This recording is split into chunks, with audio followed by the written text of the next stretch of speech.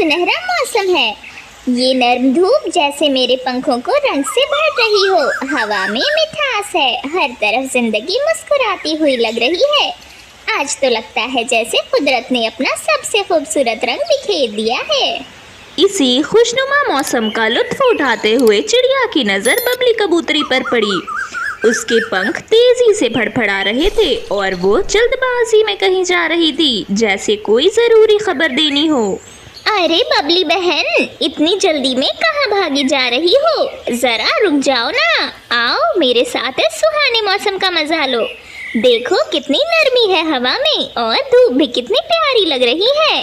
अरे क्या खाक सुनहरा मौसम बहन, तुम्हें पता भी है क्या होने वाला है? मेरे पति बंटी मौसम विभाग में काम करते हैं। उन्होंने अभी अभी बताया है कि आज रात को बहुत तेज तूफान के साथ झमाझम बारिश आने वाली है और सभी पक्षियों को तुरंत अपना पक्का घर बनाने का ऑर्डर दिया गया है। हे भगवान, मेरा घर तो जगह जगह से टूटा हुआ है। मैंने सोचा था बारिश आने से पहले आराम से मरम्मत कर लूंगी, लेकिन अगर रात ही तूफान आ गया तो अब क्या होगा? बहन, यही हाल तो बाकी सब पंछियों का भी है। इसी वजह से तो सब लकड़ियां इकट्ठा करने भाग गए हैं। हम दोनों ही देर कर चुके हैं। जल्दी चलो वरना हमें भी कुछ नहीं मिलेगा। ये सुनकर सुनहरी और बबली दोनों की घबराहट और बढ़ गई। एक दूसरे की तरफ देखा और बिना वक्त गवाए दोनों ने अपने पंख फैलाए और तेजी से आसमान में उड़ गई। दोनों का बस एक ही मकसद था, जल्द से जल्द लकड़ियां इकट्ठा करना, वरना रात का तूफान उनके घोंसले को ले डूबेगा। सुनहरी और बबली दोनों लंबे सफर तक उड़ती रही, लेकिन कहीं भी एक भी लकड़ी नजर नहीं आई। दोनों थक कर भी हिम्मत नहीं हारी। फिर अचानक एक बड़े पेड़ के नीचे कुछ चमकती हुई मजबूत लकड़ियां दिखाई दी। बबली की आंखों में चमक आ गई। उसने तुरंत सुनहरी की तरफ देखा, फिर बिना कुछ कहे नीचे जाकर लकड़ियां अपने पंखों में उठा लाई और अगले ही पल उसकी नीयत भटक गई। बबली ने सोचा, क्यों ना मैं ही सबसे पहले अपना घर बना लूं, वरना ये लकड़ियां किसी और की हो जाएंगी। और फिर उसने सुनहरी का साथ छोड़ दिया और तेजी से उड़कर लकड़ियां ले गई। अरे बबली बहन, तुम मुझे अकेला छोड़कर कहाँ जा रही हो? हमने तो मिलकर ढूंढने का वादा किया था। सुनहरी पेड़ के पास ही रुक गई। उसके पंख धीरे से नीचे झूल गए। बबली का साथ छोड़ देना उसके दिल को चुभ गया। अब आसमान पर बादल और घने हो गए थे, हवा भी तेज चलने लगी थी। सुनहरी सोचने लगी कि शायद अब वो अपना घर बनाने के लिए कभी लकड़ियां नहीं ढूंढ पाएगी। सब अपने अपने लिए सोचने लगे और मैं यहाँ अकेले रह गई। बारिश से पहले घर बनाने का सपना था मेरा, पर अब लगता है सब कुछ अधूरा रह जाएगा। काश बबली ने मेरा साथ ना छोड़ा होता। तभी अचानक आसमान में तेज बिजली चमकी और धड़क से गूंजती हुई गरज सुनाई दी। सुनहरी अभी अपने आंसू रोकी ही थी कि एकदम से तेज बारिश की बूंदें टपकने लगी। धीरे धीरे बारिश तूफान का रूप लेने लगी। पेड़ झूलने लगे, पत्ते उड़ने लगे और पूरे जंगल का माहौल बदल गया। अब और कहाँ जाऊँ? जो भी है मेरा पुराना घर ही मेरा सहारा बनेगा, चाहे टूटा फूटा ही क्यों ना हो, पर उसी में बारिश काटना पड़ेगा। सुनहरी ने अपने पंख जोर से फड़फड़ाए और अपने पुराने टूटे फूटे घर की तरफ उड़ती रही। बारिश तेज होती जा रही थी और हवा के झोंके उसके पंखों को जोर से हिला रहे थे।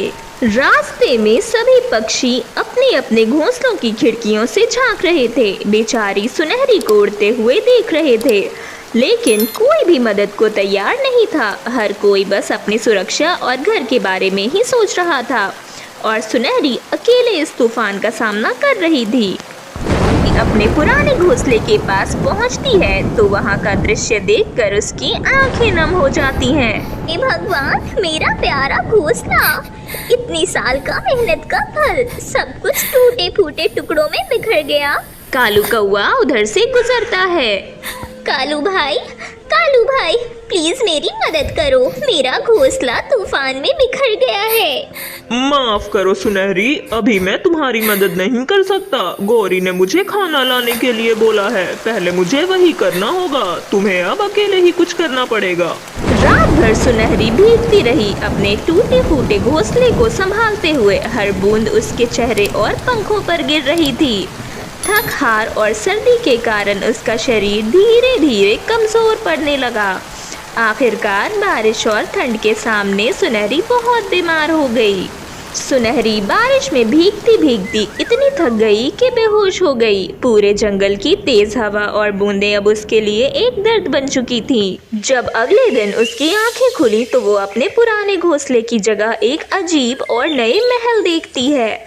चारों तरफ रंग बिरंगी फूल, धूप से चमकते हुए रंग और थोड़ी सी हल्की खुशबू थी। और उसके सामने मिट्ठू तांत्रिक का घर था। सुनहरी समझ नहीं पा रही थी कि वो यहाँ तक कैसे पहुँची। मुझे सब पता है सुनहरी, इस जंगल में किसी ने तुम्हारी मदद नहीं की और तुम अकेले सब कुछ संभाल रही थी। लेकिन अब घबराओ मत, ये जादुई पानी है, इसे तुम किसी भी पेड़ में डाल दो और देखो फल इतने बड़े हो जाएंगे कि तुम उन्हें खोखला करके अपना घोंसला बना सकती हो। कुछ देर सोचने के बाद उसने हिम्मत जमा की। अपने निश्चय के साथ सुनहरी मिट्ठू के घर से निकलती है और वही जादू भरी पानी लेकर पेड़ की तरफ उड़ती है। जैसे मिट्ठू ने बताया था, उसकी आंखों में उम्मीद और जज्बा साथ साथ चमक रहे थे।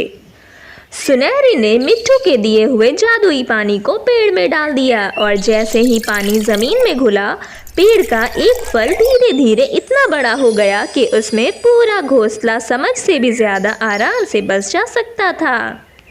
उसने फल को खोखला किया और धीरे से अंदर घुस गई।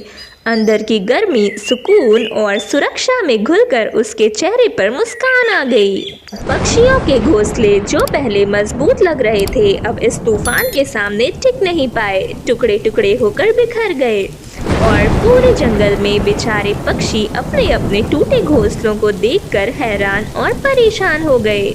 बगली कबूतरी लकड़ियां लेकर पेड़ के पास पहुंची, मगर जैसे ही उसकी नजर सुनहरी के नए मैजिकल घोंसले पर पड़ी, जो सुरक्षित और आराम से भरा हुआ था, उसके दिल में कुछ बदल गया। उसने समझा कि अपनी चालाकी और स्वार्थ के कारण उसने सुनहरी का साथ छोड़ दिया था और अब उसे एहसास हुआ कि बुराई का अंजाम हमेशा बुराई ही होता है।